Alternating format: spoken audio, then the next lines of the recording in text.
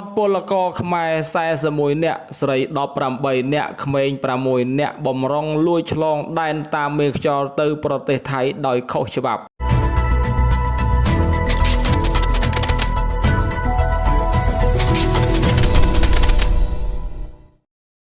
ខេត្តបន្ទាយមានជ័យកម្លាំងប៉ុស្តិ៍នគរបាលរដ្ឋបាលអូសាឡៅនិងប្រជាការពារបានល្បាតតាមភូមិសាស្ត្របានប្រទះឃើញពលករចំនួន41នាក់ស្រី18នាក់ក្មេង6នាក់ដែលមេខ្យល់យកមកលាក់ទុកនៅក្នុងចំការឫស្សីមួយកន្លែងបើតាមលោកអនុសេនីយ៍តូសយសំណាងមេប៉ុស្តិ៍ស្ដីទីអូស្រឡៅបានឲ្យដឹងថាកម្លាំងប៉ុស្តិ៍និងប្រជាការពារបានដើរល្បាតក្នុងភូមិសាស្ត្របានប្រទះឃើញពលរដ្ឋដែលមេខ្យល់យកមកលាក់ទុកក្នុងចំការឫស្សីមួយកន្លែងលោកបានបន្តថាកម្លាំងក៏បាននាំពួកគាត់មកប៉ុស្តិ៍នគរបាលរដ្ឋបាលអូសាឡៅដើម្បីសួរនាំក្នុងនោះក៏មានពលរដ្ឋសរុប41នាក់ស្រី18នាក់ក្មេង6នាក់ដែលមកពីខេត្តចំនួន4 1ខេត្តបន្ទាយមានជ័យមានចំនួន17នាក់ស្រី6នាក់ក្មេងប្រុស3នាក់2ខេត្តព្រៃវែងមានចំនួន4នាក់ស្រី3នាក់3ខេត្តប៉ៃលិនចំនួន5នាក់ស្រី2នាក់ក្មេង1នាក់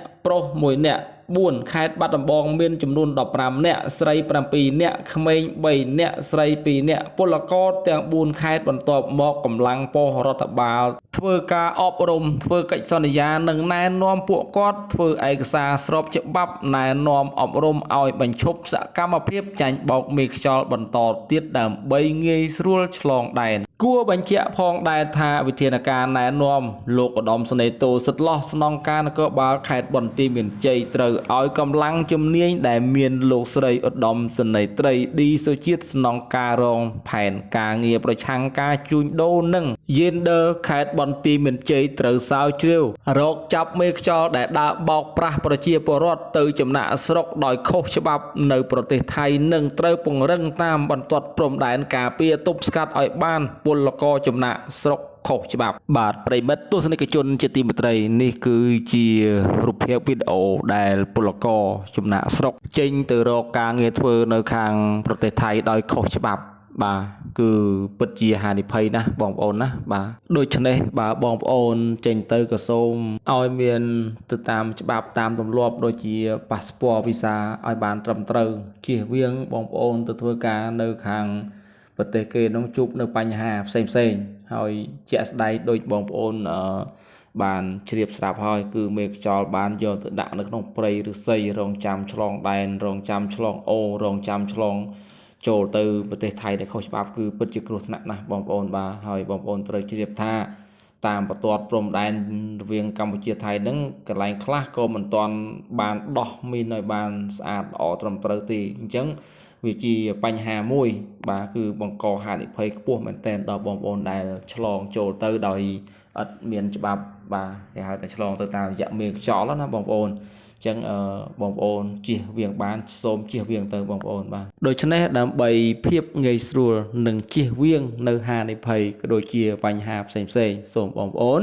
ធ្វើប៉ាសពតនិងវីសាឲ្យបានត្រឹមត្រូវមុននឹងសម្រេចចិត្តចាក់ចេញទៅធ្វើការនៅប្រទេសណាមួយគឺយើងមានច្បាប់មានទម្លាប់នោះគឺចេញចូលស្រួលណាស់តាមច្រកនីមួយមិនថាច្រកណាទេគ្រប់ច្រកទាំងអស់ក្នុងនាមលក្ខណៈយើងជាពលករចេញចូលទៅមកហ្នឹងបាទរដូវបុណ្យទានចូលឆ្នាំបាទទឹកតការនោះគឺវាយអត់អស់លុយទេបាទទៅមកនោះគឺវាយអត់អស់លុយទេមានថ្ងៃកំណត់ត្រឹមត្រូវហើយសមត្ថកិច្ចតាមមាត់ច្រកនីមួយហ្នឹងគឺសម្រួលធ្វើឲ្យបងប្អូនហ្នឹងបានចេញចូលយ៉ាងស្រួលយ៉ាងរលូនតែម្ដងបាទដូចនៅមាត់ច្រកទ្វារអន្តរជាតិប៉ោយប៉ែតហ្នឹងគឺមានវត្ថុអនុស្សាវរីយ៍ផ្សេងដូចជាកម្មាបាទមាននំចំណីមានទឹកសុទ្ធបាទជូនបងប្អូនទៀតអញ្ចឹងបងប្អូនបាទត្រូវតែគិតឡើងវិញចំណុចត្រង់នេះអញ្ចឹងបងប្អូន